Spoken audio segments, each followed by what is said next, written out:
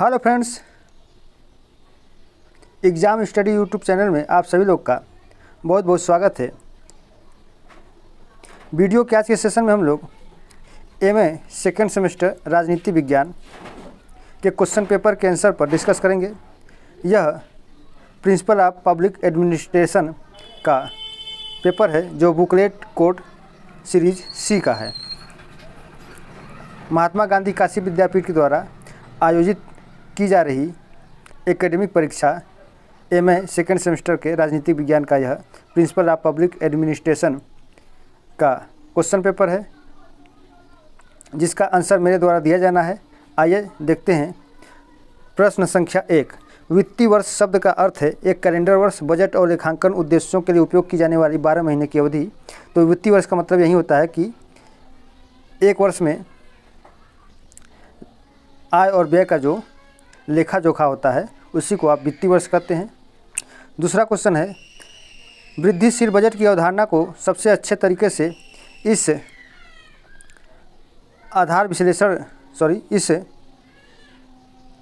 वृद्धिशील बजट की अवधारणा को सबसे अच्छे तरीके से इस प्रकार वर्णित किया जा सकता है।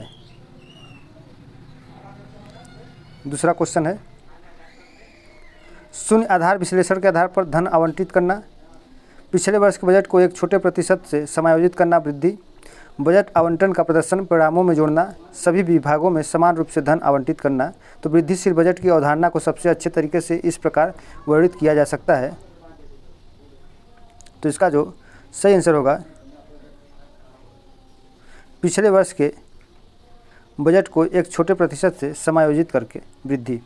तीसरा क्वेश्चन है, निम्न में से कौन सी कार्य निष्पादन बजट से जुड़ी एक प्रमुख चुनौती है? राजस्व का अनुमान लगाने में कठिनाई, व्यय को परिणामों में जोड़ने में जटिलता, औपचारिक नियमों का अभाव, अपर्याप्त नियमों का अभाव। तो इनमें से कौन सी कार्य निष्पादन बजट से जुड़ी एक प्रमुख चुनौती है? तो निष्पादन बजट से राजस्व का अनुमान लगाने में कठिनाई, व्यय को परिणामों से जोड़ने में जटिलता, औपचारिक नियमों का अभाव, अपर्याप्त नियमों का अभाव। तो इसकी एक जो सबसे बड़ी प्रमुख चुनौती होगी व्यय को परिणामों में जोड़ने में जटिलता। राइट ऑप्शन 2 हो जाएगा। लोक प्रशासन के संदर्भ में केंद्रीय प्रशासनिक न्यायाधिकरण का प्राथमिक लक्ष्य क्या है? सार्वजनिक वित्त का प्रबंधन करना, सरकारी खातों का लेखा परीक्षण करना, लोक सेवकों की भर्ती और सेवा शर्तों से संबंधित विवादों को हल करना, सार्वजनिक नीतियों को लागू करना। तो इसका जो कैट का प्राथमिक लक्ष्य होगा वो होगा लोक सेवकों की भर्ती और सेवा शर्तों से संबंधित विवादों को हल करना। राइट ऑप्शन नंबर 3 हो जाएगा। 5 नंबर क्वेश्चन, किस प्रकार का बजट सरकारी कार्यक्रमों के आउटपुट और परिणामों पर केंद्रित होता है? शून्य आधारित बजट, निष्पादन बजट, वृद्धिशील बजट, लाइन आइटम बजट। तो किस प्रकार का बजट सरकारी कार्यक्रमों के आउटपुट और परिणामों पर केंद्रित होता है? तो इसे आप निष्पादन बजट कहेंगे। तो राइट ऑप्शन आपका 2 हो जाएगा। भारत में लोक लेखा समिति की क्या भूमिका है? बजट तैयार करना, सरकारी व्यय का लेखा जोखा करना, कैग की रिपोर्ट की जांच करना, प्रशासनिक विवादों को सुलझाना। तो इसका जो सही आंसर होगा वो हो जाएगा कैग की रिपोर्ट की जांच करना। यदि किसी भी प्रश्न के उत्तर में कोई आपत्ति है तो आप लोग कमेंट में ज़रूर उस प्रश्न का उत्तर देंगे। बजट में विनियोजन शब्द का अर्थ है तो विशिष्ट उद्देश्यों के लिए धन का आवंटन। राइट ऑप्शन नंबर 2 हो जाएगा। किस प्रकार के बजट में अप्रत्याशित व्यय के लिए मूल बजट में परिवर्तन शामिल होते हैं? तो ये अनुपूरक बजट हो जाएगा। 9 नंबर क्वेश्चन है, शून्य आधारित बजट के लिए आवश्यक है तो सभी व्ययों का औचित्य शुरू से ही। तो यही इसका राइट आंसर हो जाएगा। केंद्रीय प्रशासनिक न्यायाधिकरण की स्थापना किस अधिनियम के तहत की गई थी? तो ये प्रशासनिक न्यायाधिकरण अधिनियम 1985 के तहत किया गया था। कैट की स्थापना निम्नलिखित के लिए एक मंच प्रदान करने के लिए की गई थी। तो यह लोक सेवकों की शिकायतों का समाधान करने के लिए किया गया था। राइट ऑप्शन 3 हो जाएगा। वित्त ही शासन है, यह कथन किसका है? तो यह शासन लॉर्ड जॉर्ज का है। 13 नंबर क्वेश्चन देखते हैं, भारत में केंद्रीय बजट का निर्माण कौन करता है? तो भारत में केंद्रीय बजट का जो निर्माण करता है वो वित्त मंत्रालय के द्वारा होता है। लेखांकन के आवश्यक तत्व क्या है? तो लेखांकन के आवश्यक तत्व आपके लेखों का एकत्रीकरण है, दोहरी प्रविष्ट पद्धति, निधियों का वर्गीकरण है। इनमें से सभी हो जाएगा। Right option number 4। 15 नंबर है, प्रशासनिक सुधार की अवधारणा का अनुभव सर्वप्रथम किस देश में हुआ था? तो प्रशासनिक सुधार की अवधारणा का जो अनुभव ये सर्वप्रथम अमेरिका में हुआ था। राइट ऑप्शन नंबर 3 हो जाएगा।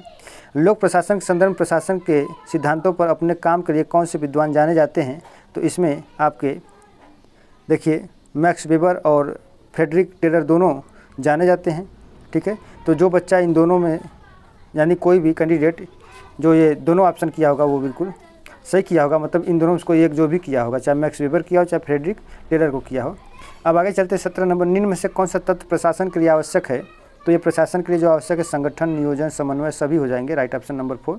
लोक प्रशासन का प्रमुख उद्देश्य है राजनीतिक लाभ, आर्थिक लाभ, जन कल्याण, इनमें से सभी। तो राइट ऑप्शन हो जाएगा आपका इनमें से सभी। 19 नंबर है, अक्सर लोक प्रशासन का जनक किसे कहा जाता है? Max Weber, Woodrow Wilson, Frederick Taylor, Henri Fayol. तो आप वुडरो विल्सन को लोक प्रशासन का जनक कह सकते हैं। लोक प्रशासन का प्राथमिक फोकस क्या है? तो लोक प्रशासन का प्राथमिक फोकस सार्वजनिक क्षेत्र प्रबंधन है। तो राइट ऑप्शन नंबर 2 हो जाएगा। शैक्षणिक क्षेत्र के रूप में लोक प्रशासन की उत्पत्ति हुई तो यह संयुक्त राज्य अमेरिका में हुआ था। तो राइट ऑप्शन नंबर 1 हो जाएगा।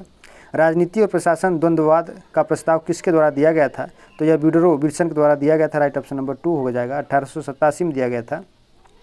लोक प्रशासन के दायरे में क्या शामिल है? तो लोक प्रशासन के दायरे में नीति निर्माण और कार्यान्वयन ये दोनों ही शामिल है। तो राइट ऑप्शन 3 हो जाएगा। कथन है कि प्रशासन किसी निश्चित लक्ष्य या उद्देश्य की प्राप्ति हेतु अनेक व्यक्तियों के निर्देशन, नियंत्रण तथा समन्वयीकरण की कला है। यह किसका है? तो यह कथन जो है कि हार्वे वाकर ने कहा था, लेकिन हार्वे वाकर इनमें से दिया नहीं है। तो आप इसमें आप लूथर गुलिक को आप लगा सकते हैं मेरे हिसाब से। आइए 25 नंबर देखते हैं, निम्न में से कौन प्रशासन के प्रबंधकीय दृष्टिकोण का समर्थक नहीं है? तो ये थॉमसन इसमें से नहीं है। राइट ऑप्शन नंबर 2 हो जाएगा। निम्न में से कौन पोस्ट कार्य दृष्टिकोण का समर्थक है? हेनरी फेयोल, उर्विक, लूथर गुलिक, इनमें से कोई नहीं। तो ये लूथर गुलिक हो जाएगा। राइट ऑप्शन नंबर 3 हो जाएगा। लोक प्रशासन का प्रादुर्भाव कब हुआ था? तो लोक प्रशासन का प्रादुर्भाव सन 1887 ईस्वी में हुआ था। किस विद्वान की मान्यता अनुसार लोक प्रशासन अभी विज्ञान नहीं है किंतु विज्ञान बन जाएगी? तो ये जो है कि विल्सन ने कहा था। राइट ऑप्शन नंबर 1 हो जाएगा। प्रोफेसर एल डी व्हाइट ने किस ग्रंथ की रचना की थी? तो इसने लोक प्रशासन के अध्ययन की भूमिका की रचना की थी। राइट ऑप्शन नंबर 4 हो जाएगा। लोक प्रशासन के विकास का कौन सा काल संकट का काल कहलाता है? तो यह चतुर्थ चरण 1947 से 1970 यह जो है कि काल संकट का काल कहलाता है। 31 नंबर है, लोक प्रशासन में कौन सी विचारधारा मानवीय संबंधों और कर्मचारी मनोबल के महत्व पर जोर देती है? तो इनमें से राइट ऑप्शन नंबर 1 हो जाएगा, शास्त्रीय विचारधारा। 32 नंबर, व्यवहारिक दृष्टिकोण में संगठनात्मक प्रभावशीलता को समझने के लिए किस अवधारणा पर जोर दिया जाता है? तो ये मानवीय संबंध पर जोर दिया जाता है। राइट ऑप्शन नंबर 3 हो जाएगा। व्यवस्था दृष्टिकोण में प्रतिक्रिया का क्या अर्थ है? तो व्यवस्था दृष्टिकोण में प्रतिक्रिया का कर्मचारी का मूल्यांकन। राइट ऑप्शन नंबर 1 हो जाएगा। लोक प्रशासन में पारिस्थितिकी दृष्टिकोण को इस नाम से भी जाना जाता है, तो पर्यावरण सिद्धांत के नाम से जाना जाता है। राइट ऑप्शन नंबर 2 हो जाएगा। 35 पे नवीन लोक प्रशासन का प्रमुख लक्षण है, तो ये संवेदनशीलता इसकी प्रमुख लक्षण है। निम्न में से कौन सी रिपोर्ट नवीन लोक प्रशासन के विकास से संबंधित है? तो हनी रिपोर्ट सन 1967। Right option number 1। 37 है, लोक कल्याणकारी राज्य के अस्तित्व में आने के लिए कौन सा कारण उत्तरदायी है? तो ये आपके समाजवाद की विचारधारा, प्रजातंत्रात्मक शासन व्यवस्था, निजी क्षेत्र में निर्बाध सत्ता का नियंत्रण। तो इनमें से सभी हो जाएगा। राइट ऑप्शन नंबर 4 हो जाएगा। 38 है, हाथों अध्ययन के किस दृष्टिकोण से सबसे अधिक निकटता से जुड़े हैं? तो ये आपका राइट ऑप्शन नंबर 2 हो जाएगा, व्यवहार दृष्टिकोण से जुड़े हुए हैं। इनपुट, आउटपुट और फीडबैक शब्द सबसे अधिक सार्वजनिक प्रशासन में किस दृष्टिकोण से जुड़ा हुआ है? तो ये आपका व्यवस्था से जुड़ा हुआ है। तो राइट ऑप्शन नंबर 2 हो जाएगा। दृष्टिकोण की प्रतिक्रिया व्यवहारिक दृष्टिकोण लोक प्रशासन में किस पारंपरिक दृष्टिकोण की प्रतिक्रिया के रूप में उभरा? तो यह निर्णय लेने के रूप में। तो राइट ऑप्शन नंबर 3 हो जाएगा। पारिस्थितिकी दृष्टिकोण में कार्य वातावरण क्या है? तो यह जो कार्य वातावरण है किसी संगठन को प्रभावित करने वाले तत्काल बाहरी कारक होते हैं। तो राइट ऑप्शन नंबर 3 हो जाएगा।